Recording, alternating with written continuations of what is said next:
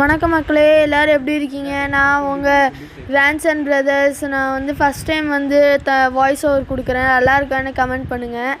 இப்போ வந்து எனிமி கூட நான் ஃபைட் பண்ணிகிட்டு இருந்தேன். ஒன்லி ஒன் டேப் மேட்ச்னு சொன்னாங்க. அதனால தான் நான் வந்து ஏசி 80ல் ஆடுறேன். MP40 வந்து நம்ம வந்து தர்மபுரி MP40யாக போகிறோங்க. இன்னும் கொஞ்ச நாள் தான் இருக்குது. அதனால் எல்லோரும் லைக்கும் சப்ஸ்கிரைபும் தட்டி விட்ருங்க. ஓகேங்க. இப்போ நாங்கள் வந்து அடிச்சிட்டு இருந்துக்கோம். நான் ரைடன் போட்டேன், மாடிக்கிட்டான்.